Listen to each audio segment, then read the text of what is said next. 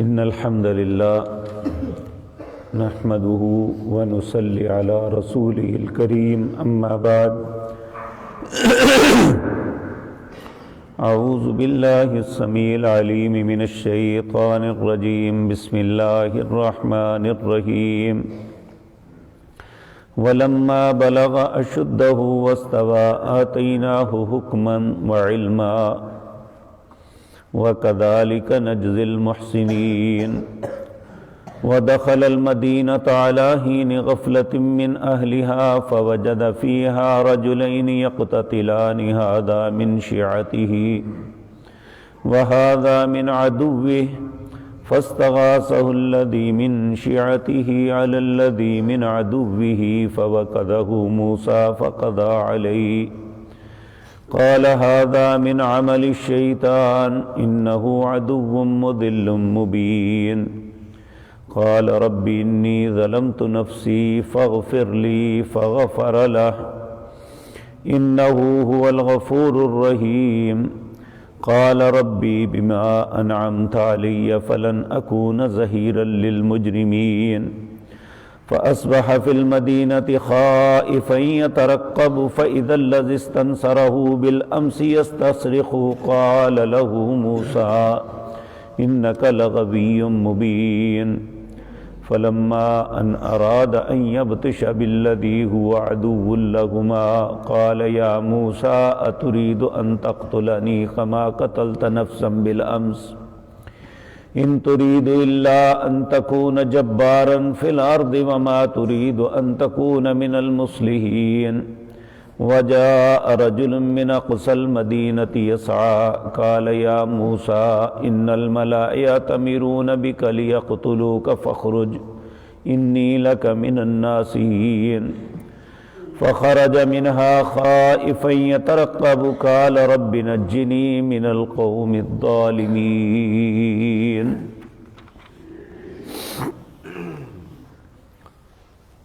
حضرات محترم،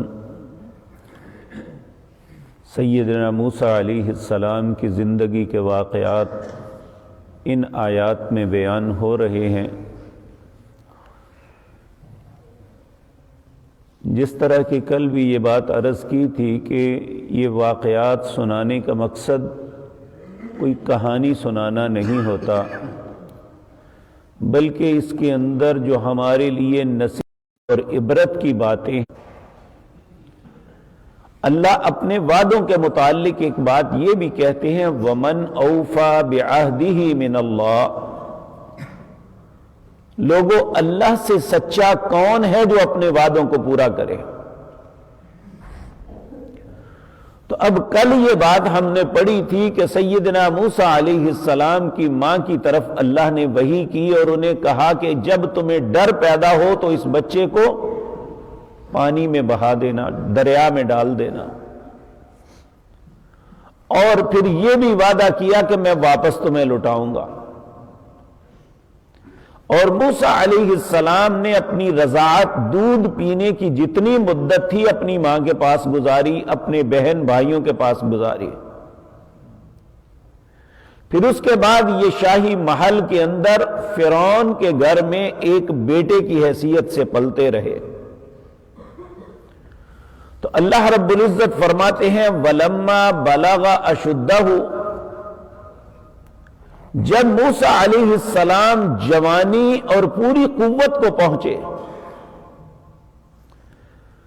آتَيْنَاهُ حُكْمًا وَعِلْمًا،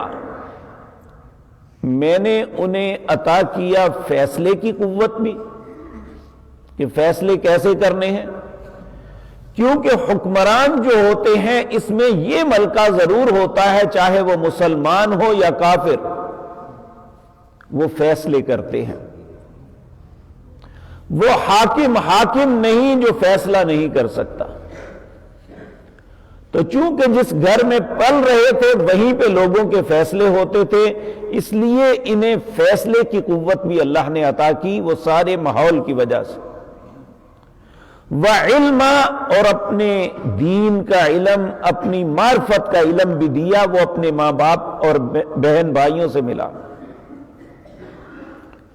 وَكَذَلِكَ نَجْزِي الْمُحْسِنِينَ، اللہ کہتے ہیں اسی طرح ہم اچھے لوگوں کو بدلہ دیتے ہیں۔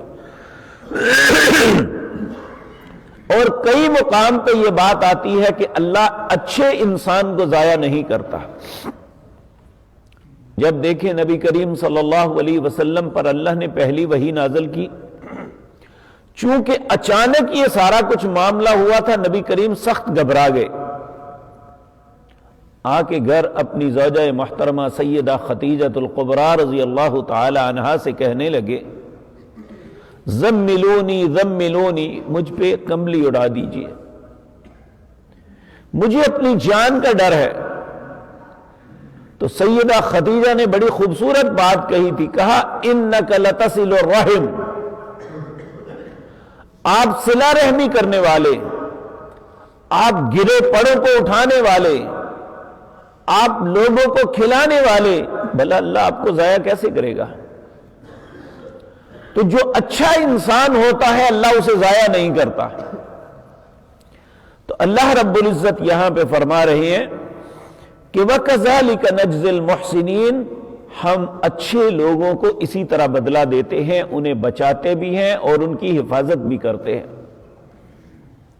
وَدَخَلَ الْمَدِينَةَ، ایک دن یہ ہوا سیدنا موسیٰ علیہ السلام محال سے نکلے اور شہر میں گئے، اور یہ وقت تھا دوپہر کا جب لوگ آرام کرتے ہیں، گلیاں سنسان ہوتی ہیں گرمی کی وجہ سے۔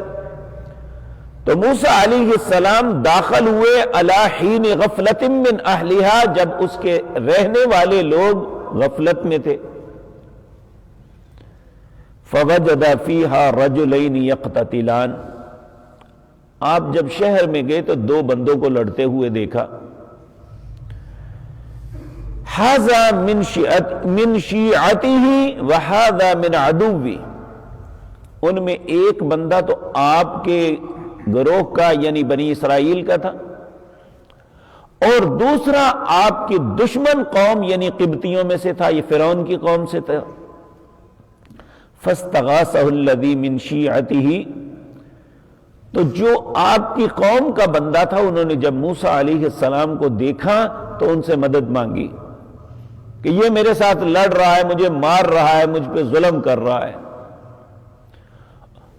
اس لیے آپ میری مدد فرمائیے۔ تو موسیٰ علیہ السلام ان کی مدد کے لیے آگے بڑھے، اور جب ایک غلام قوم اور ایک اپنے آپ کو مالک سمجھنے والا، وہ تو زیادتی پہ بڑا آمادہ ہوتا ہے، وہ زیادتی کر رہا تھا، ظلم کر رہا تھا، موسیٰ علیہ السلام نے آگے بڑھ کے اسے منع کیا تو وہ ان سے بھی الجھ پڑا۔ تو اللہ فرماتے ہیں فَوَكَزَهُ مُوسَى فَقَضَى عَلَيْهِ، موسیٰ نے ایک مکہ مارا تو اس لیے کہ یہ پیچھے ہٹ جائے، لیکن وہ اتنی زور سے لگا کہ وہ مر گیا۔ فوراً احساس ہوا، کیونکہ قتل کا ارادہ نہیں تھا، کہا قال ھذا من عمل الشیطان، یہ تو شیطان کا کام ہے کہ بندہ مار دینا۔ انہ عدو مضل مبین، بے شک شیطان دشمن بھی ہے اور ظاہر گمراہ کرنے والا بھی ہے۔ پھر اللہ سے دعا کرنے لگے، قال رب انی ظلمت نفسی فاغفر لی، اے اللہ میں نے اپنی جان پہ ظلم کر لیا ہے۔ اب یہ سب کچھ غیر ارادی طور پہ ہوا، اس کے باوجود موسیٰ علیہ السلام اللہ سے معافی مانگ رہے ہیں۔ یہ ہے احساس ذمہ داری۔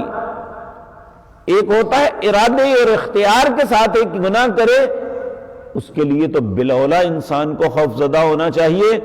ایک غیر ارادی طور پہ بھی غلطی ہو جائے تو انبیاء کی سنت یہ ہے کہ وہ اللہ سے فوراً معافی مانگتے ہیں۔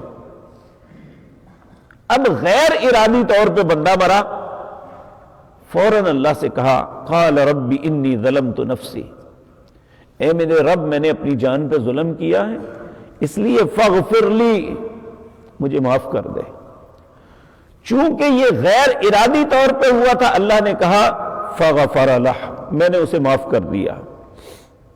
انہ هو الغفور الرحیم، بے شک وہ بڑا ہی بخشنے والا مہربان ہے۔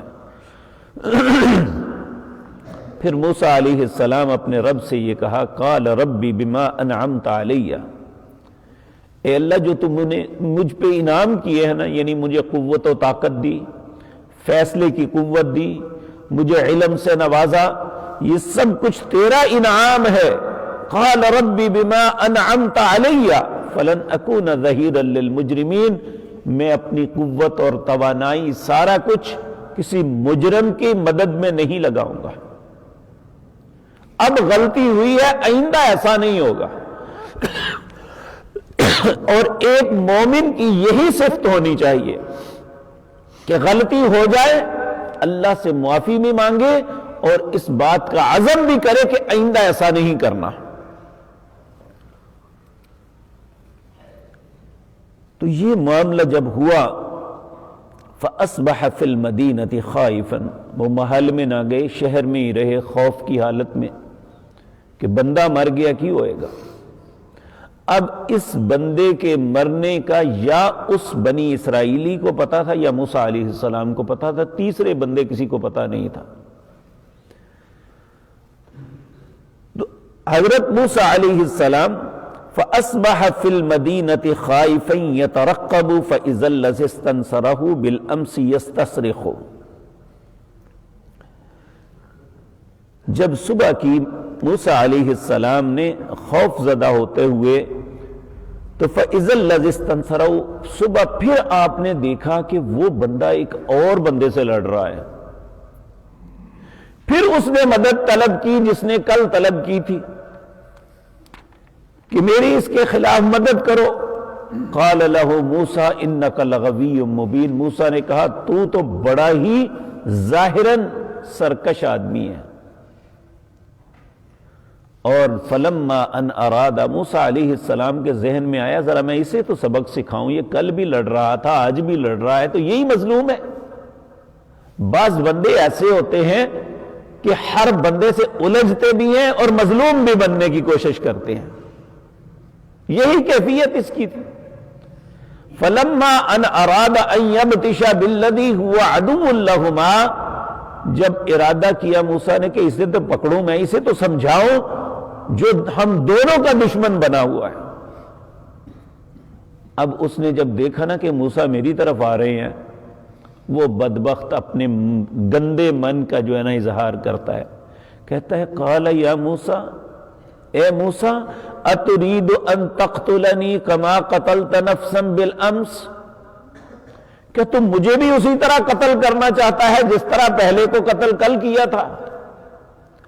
اب اس قبطی کو پتا چل گیا کہ کل کو بندہ جو مرا تھا وہ موسیٰ علیہ السلام نے مارا، وہ بھاگا اور فرعون کے دربار میں اس نے بتایا کہ اس بندے کو قتل موسیٰ علیہ السلام نے کیا تھا۔ ان ترید الا ان تکون جبارا فی الارض، وہ چاہتا ہے زمین کے اندر تو ظالم بن کے رہے، جبکہ موسیٰ علیہ السلام ظالم نہیں تھے، انہوں نے تو مدد کی تھی۔ یہ ہے کہ کمینے آدمی کی جب انسان مدد کرے نا تو وہ اپنی کمینگی کا اظہار کرتا ہے۔ تو اس کی مدد بظاہر موسیٰ علیہ السلام نے کی، دوسرے دن پھر غلط بات پہ آمادہ کیا، تو جب انہوں نے اسے ڈانٹا تو یہ الٹا پڑ گیا کہ جس طرح آپ نے کل بندہ قتل کیا تھا آپ مجھے بھی مارنا چاہتے ہیں۔ اللہ اکبر۔ وما ترید ان تکون من المصلحین، اور میں نہیں جانتا کہ یہ آپ کوئی اصلاح کرنے والے ہیں، الٹا الزام لگا دیا۔ وجاء رجل، اور اس میں کچھ باتیں ایسی محذوف ہیں جو علم بظاہر بات کو سمجھ آتی ہے۔ جب اس نے جا کے بتایا تو وہاں پہ پروگرام بنا کہ موسیٰ کو قتل کر دیا جائے، یہ ہمارے لیے مصیبت کھڑی کرے گا۔ تو وہاں پہ ایک بندہ جو تھا تو قبطی، لیکن اپنے دل میں اچھی جذبات رکھتا تھا، موسیٰ علیہ السلام کی اچھائی کو جانتا تھا، وہ وہاں سے بھاگتا ہوا موسیٰ علیہ السلام کے پاس آیا۔ وجاء رجل من اقصى المدینة یسعى، شہر کے ایک طرف سے ایک بندہ بھاگتا ہوا آیا۔ قال کہنے لگا یا موسیٰ اے موسیٰ ان الملأ یأتمرون بک لیقتلوک کہ فرعون کے سردار تیرے قتل کا پروگرام بنا رہے ہیں کہ اسے مار دیا جائے. فخرج انی لک من الناصحین اب تو یہاں سے نکل جا میں تیرا خیر خواہ ہوں. فخرج منہا خائفا یترقب اب موسیٰ علیہ السلام مصر کو چھوڑ کے نکلتے ہیں خوف کی علامت میں اور یہ مدین کی طرف جاتے ہیں اور رستے میں دعا کرتے ہیں قال رب نجنی من القوم الظالمین اے میرے رب اس ظالم قوم سے مجھے نجات عطا فرما. تو یہ ایک ایسی خوبصورت دعا ہے جب انسان ظلماً کسی ظالم شخص کا شکار ہو، ظالم قوم کا شکار ہو، ظالم حکومت کا شکار ہو، تو پھر اللہ سے ان کلمات کے ساتھ دعا کرے رب نجنی من القوم الظالمین اے اللہ اس ظالم قوم سے مجھے نجات عطا فرما. تو اللہ رب العزت اس انسان کو ظالموں کے ہاتھوں سے بے شک وہ جتنے مرضی طاقتور ہوں اللہ اسے نجات دے دیتے ہیں. تو موسیٰ علیہ السلام اکیلے تھے، دوسری طرف پوری حکومت، اس کی فوجیں، اس کی قوتیں. تو موسیٰ علیہ السلام اب دوسری مرتبہ اللہ بچا رہے ہیں کہ پہلے بچپن میں قتل کرنے کا ارادہ کیا اللہ نے بچایا، اب دوبارہ قتل کرنے کا ارادہ کیا تو اللہ نے ایک بندے کے دل میں ڈالا، اس نے جا کے بتایا کہ یہاں سے نکل جا. تو فخرج منہا خائفا وہ خوف میں یہاں سے نکلے اور اللہ سے دعا کرنے لگے رب نجنی من القوم الظالمین اے اللہ مجھے ظالم قوم سے نجات عطا فرما. اور اس کے بعد آپ کس طرف گئے اگلی آیات میں اس کا تذکرہ ہے. اللہ نے زندگی اور توفیق دی تو انشاءاللہ آئندہ مجلس میں عرض کروں گا. اقول قولی ھذا واستغفر اللہ لی.